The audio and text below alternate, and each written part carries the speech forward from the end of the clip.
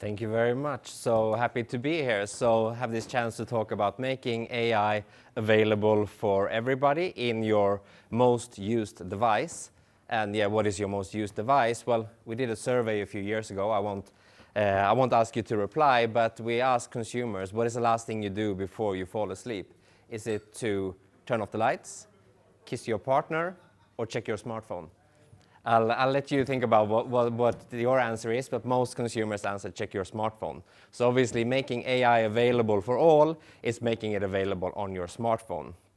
And Samsung is now, we've been investing in AI for more than a decade, and we are now in a position to really make it available for all. The investments that we've made so far has really been more at the core of our devices. So, for example, enabling our chipsets to process data even quicker to the big amounts of data that we have for AI. But now we're also then very passionate about making generative AI available for everybody. And when we say at your fingertips, that's when we talk about your smartphone today. But tomorrow it might have a different form factor. We already talk about watches, we talk about rings, we talk about very many different things, but making it available when you need it. So I'm here today to talk a little bit about the future of AI and how we see it developing and what is the next big thing in AI. So let me start with a short little video clip about the next big thing. So what is the next big thing? Well, Galaxy believes the next big thing is you. No. Yes, look at you. You're open to experiment.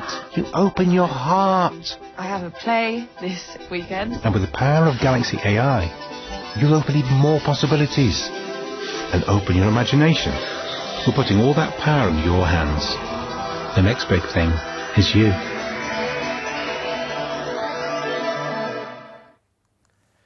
So the next big thing in AI is you, and that's really what we mean by how we use it and how we apply AI in our everyday life. It is not just about making processes simpler, it's about making your life even simpler. But at Samsung then we talk about 3 different purposes of AI, and that's what I want to start with. First of all, we talk about AI to improve technology. That's what I just touched upon a few seconds ago, making those processors that make technology work even better. So that's where we utilize one of the key purposes of AI. Second one is AI for society. So I think AI has an important role to play when we talk about inclusive technology, when we talk about helping us reach our sustainability goals, and this has already been touched on several times today.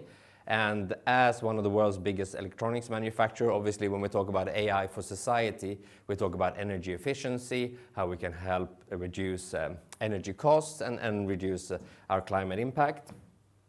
But then we talk about AI for people, and that's where I will spend most of the day, most of my discussion today, because AI for people is what Galaxy AI is. It's getting those connected devices to work for you and making those everyday lives just a little bit more simple. And again, it's now, since I'm one of the last ones of the day, some of these things have been talked about already, but we are now at a paradigm shift. And I think most of you remember the feature phone. We've all seen a feature phone. Some of you might remember even older versions than this one. And we've talked about the era of the smartphone. Now we are truly in the era of the AI phone. It's coming from Samsung, it is coming from many manufacturers, we've seen that today. We believe that when we make AI, open collaboration is the key. So we talk about Galaxy AI at the center of what we do, but we also work in open partnership with Google. I think you heard that a little bit earlier today.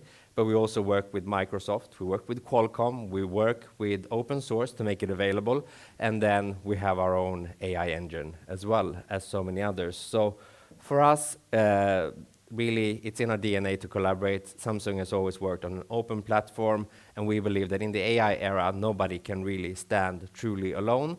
We are stronger together. But also, this image, this is from the inside of one of our TVs. We shouldn't forget, some of you might know Samsung as a leading TV manufacturer. We also use TV to, for example, enhance the resolution of your TVs when you're watching something like maybe sports. However, being a Swede in this room, I don't think I need better resolution for Therese Johaug in Trondheim. I think I've seen enough. But you know, there's all kinds of things across devices that we have. TV, smartphone are two of the things that we're most famous for. But of course, in this one as well, we make devices for every room in your house and all kinds of things that you use throughout the day. Here are just some examples of AI-powered devices that are either AI-powered today or will be in a very not too distant future.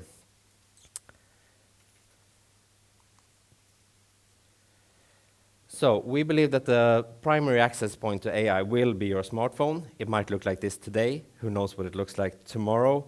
We are already doing foldable screens, right? And we're now in the mobile age. We launched our Galaxy AI together with the S24 in the beginning of this year, and we have now rolled our AI out to also all of our legacy devices, so it's available on all of our smartphones. And we called Galaxy AI as a connective tissue across our many devices. As you saw, we make things for every room in your home or when you're on the move. So, but also Galaxy AI connects with our SmartThings, our home entertainment systems, and our all of those things. So when we talk about AI in general, when you see advertising from Samsung, etc., we probably talk a lot about things that are more consumer-centric, even though we had some good examples from our friends at Google before about how circle to search can be used also in a business context. But I would like to again show a short clip with some of these AI features, but put into a more business context. So bear with me.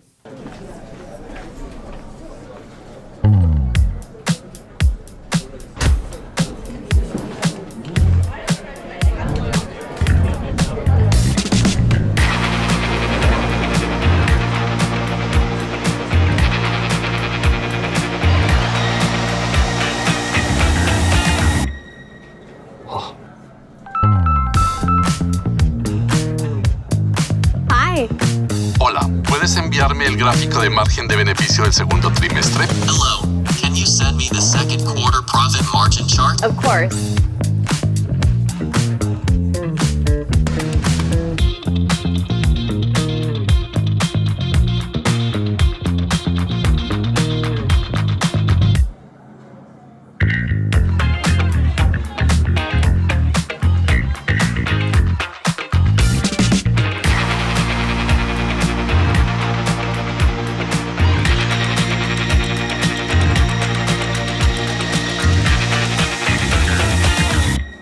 Wow.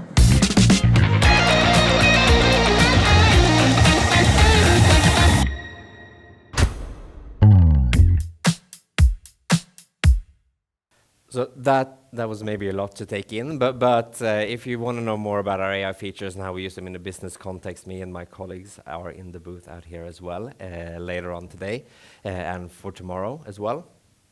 But having all of these features that we just talked about, I just wanted to highlight one of them, which is my personal favorite. We call it transcript to translate. So basically, Galaxy AI can go from listening. So you put it on the table in a meeting, it listens, it recognizes who's talking, it will summarize the meeting notes, it can take the actions depending on who was talking, and if needed, also help you translate it. Because haven't we all been taking notes in Swedish or Norwegian, only to realize that we had to translate it to English to share to somebody who wasn't in the meeting? So let's get Galaxy AI to help you with some of those most basic things. So again, we're happy to talk about many of these features with you in our booth. Here is a long list, and I'll leave it with you for a second or two, of some of the Galaxy AI features that we have launched in all of the Nordic markets now. Not everything is available in Nordic languages, but it's available across all of our markets. So I think, you know, it's a lot of information, but I think to summarize it, we've try to make the task that you use your phone for the most simpler. So for example, searching or Googling, calling, browsing, chatting with your friends, editing photos. So again, that's what you use your phone for, right? So we've tried to make all of those tasks just that little bit more simple. Guiding principles. So when we talk about AI, we would be remiss to talk about that there is an industry challenge when we talk about AI, and we have to be aware and make sure that it's used in a responsible way. These are the three guiding principles that we use at Samsung when we talk about AI: fairness, accountability, and transparency. We'll keep it positive today. I think Lars has started off the day very well with the positive. So I won't go into too much detail, but I'd like to give maybe just one example. Again, Circle to Search is one of our most popular, most used features that uses AI. So using these guiding principles, we've collaborated with Google to ensure that you can also turn on safe search if you want, also with image search. So again, making sure that we are responsible and that we develop it in the right way. So again, safety in mind. In a business context, we have to think about how the data is used. So peace of mind that you can decide for yourself what data you share, what you store just on device, and what you are comfortable to share in a cloud. Very important in a business context, but also as an individual. So with our Knox platform, that again we're here to talk more about if you have more time and interest, we are more than happy to talk Knox. But we in the Knox platform you can turn on and off your security settings so that you manage the data and you're in charge of it as an individual or as a business. And I think again, taking control over the cloud-based AI features to minimize risks. Again, up to you what you want to share, putting you in that driver's seat as a business. So then looking a little bit into the future, we have talked about a lot of different things throughout the day today. For example, in transportation, we talk about self-driving cars, navigation, eliminating risks. If we talk about finance, we talk about fraud detection, using AI to make all of these things more and more simple. Agriculture, I think, was a really good example that was used today. How can we use AI to yield bigger crops to try to reduce famine in the world? But I think I would like to take an example from healthcare, and I think AI can really help us improve healthcare. First of all, how we can use AI for both preventive and predictive care to making sure that we're one step ahead. But I would like to also take an example from Sweden, where the University Hospital in Umeå is now using AI to plan bed availability or post-op bed availability. They're using AI for planning. And I think it's such a fantastic example because you don't have to start big. You can use something small, but just by doing this, what it actually means, planning beds, yes, somebody can do that, but when they use AI to do it, what it actually means for their patients is more face-to-face time with another human. And that's where the beauty of AI comes in, and where it's positive to start and dare to start on a small scale. So with that, Samsung has invested heavily in AI to both developing very advanced algorithms, improving natural language processing models, but we have opened AI centers across the world. So we are now actively collaborating with Google, Microsoft. We could make the list even longer, adding, for example, Qualcomm and many others that we collaborate with. But we believe that the potential of AI is reached best through partnerships, and we would like to really, encourage everybody to get started. Use your Samsung device, regardless which one it is. Again, we've rolled it out to all of our devices, so regardless which Samsung smartphone or tablet you're using, Galaxy AI is available. So try to use it in a way that makes sense for your business. It doesn't have to be big. It doesn't have to be customer-facing to start with. Start with those internal things, and start small, start internally, and start now. That's basically the message from us.